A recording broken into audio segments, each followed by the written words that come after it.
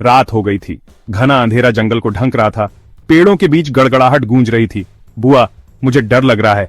10 साल का रोहन अपनी मां का हाथ पकड़कर बुआ से चिपक गया। घबराओ मत रोहन, शीला ने कहा। उसकी आवाज कांप रही थी।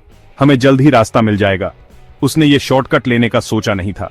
अब खोई हुई और डरी हुई, काश उसने लंबा सुरक्षित रास्ता लिया होता। तूफान आ गया। मूसलाधार बारिश होने लगी। उन्हें कुछ ही सेकंड में भीगते हुए बिजली चमकी, घनी झाड़ियों और टेढ़ी मेढ़ी शाखाओं को रोशन करती हुई, जो खतरनाक आकृतियों में बदल गईं।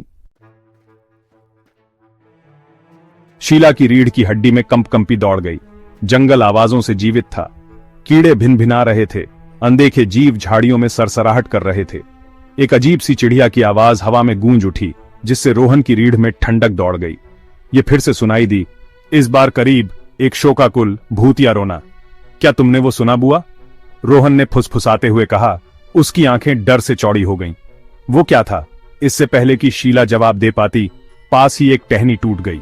वह घूम गई। उसका दिल जोरों से धड़क रहा था। अंधेरे में आंखों का एक जोड़ा चमक उठा, फिर गायब हो गया। वे घंटों तक अंधेरे में ठोकरें खाते रहे। जब उनकी आशा कम होने लगी तो पेड़ों के बीच एक हल्की सी रोशनी दिखाई दी।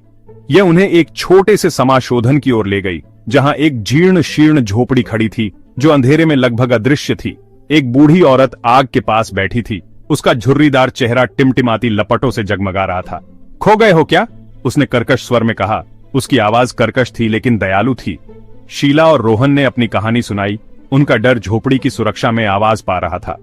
बुढ़िया ने धैर्यपूर्वक सुना। एक रास्ता है, उसने आखिरकार कहा। उसकी आवाज धीमी थी, लेकिन तुम्हें जल्दी करनी होगी।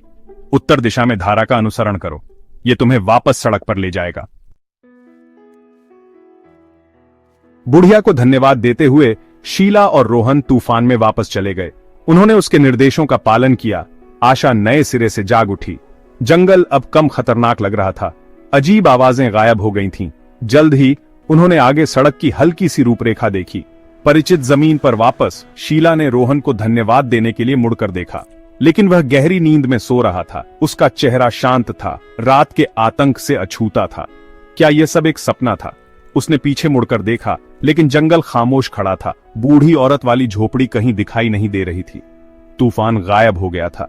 केवल नम धरती और सरसराहट वाले पत्ते ही उनके कष्टों के प्रमाण के रूप में रह गए थे।